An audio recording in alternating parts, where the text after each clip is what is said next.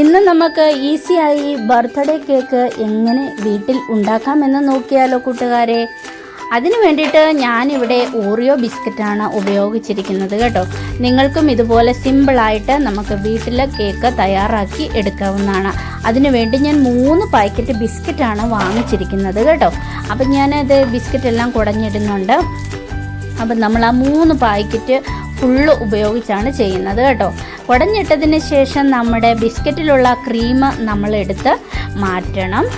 അതിന് ശേഷം നമ്മളതെല്ലാം മാറ്റിയതിന് ശേഷമാണ് നമ്മൾ മിക്സിയിലിട്ട് ഒന്ന് പൊടിച്ചെടുക്കാൻ പോകുന്നത് കേട്ടോ. അപ്പം നമുക്ക് ഈ ക്രീം കൊണ്ട് നമുക്ക് ഉപകാരമുണ്ട്. ഞാൻ ആ ക്രീമും ഇതിലേക്ക് ആഡ് ചെയ്യുന്നുണ്ട്. അത് നിങ്ങൾക്ക് കാണാവുന്നതാണ് കേട്ടോ. അപ്പം നമുക്ക് ബിസ്ക്കറ്റ് ഒന്ന് പൊടിച്ചെടുത്തുകൊണ്ട് വരാം കേട്ടോ.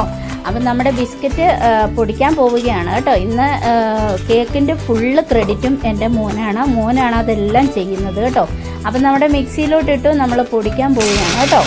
അപ്പം നന്നായിട്ടൊന്ന് മിക്സിയിലിട്ട് പൊടിച്ചെടുക്കുക കൂട്ടുകാരെ. അടിപൊളിയായിട്ട് നിങ്ങൾക്ക് ഇതുപോലെ ബിസ്ക്കറ്റ് പൊടിച്ച് നിങ്ങൾക്ക് നല്ല അടിപൊളി സോഫ്റ്റ് കേക്ക് ഉണ്ടാക്കിയെടുക്കാൻ സാധിക്കും കേട്ടോ.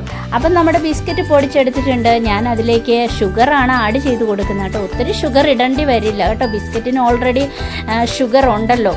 അപ്പം നമ്മൾ കുറച്ച് ഷുഗറാണ് ഇട്ട് കൊടുക്കുന്നത്. അതിനുശേഷം 1 കപ്പ് പാല് ഞാൻ ഒഴിച്ചു കൊടുക്കുന്നുണ്ട്. അതിനുശേഷം നമ്മുടെ വാനിലയുടെ ഫ്ലേവറാണ് ചേർത്ത് കൊടുക്കുന്നത്.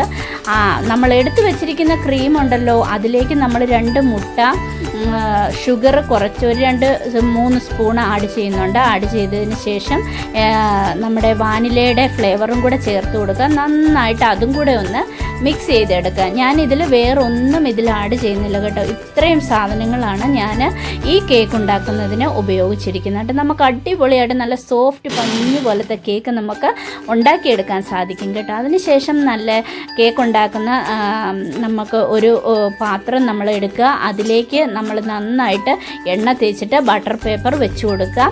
നിങ്ങൾക്കിനി ബട്ടർ പേപ്പർ ഇല്ലെങ്കിൽ നിങ്ങൾക്ക് കുറച്ച് മൈദ പൊടി ഇട്ടതിന് ശേഷം ഒന്ന് തട്ടിക്കുടഞ്ഞെടുത്താലും മതി കേട്ടോ.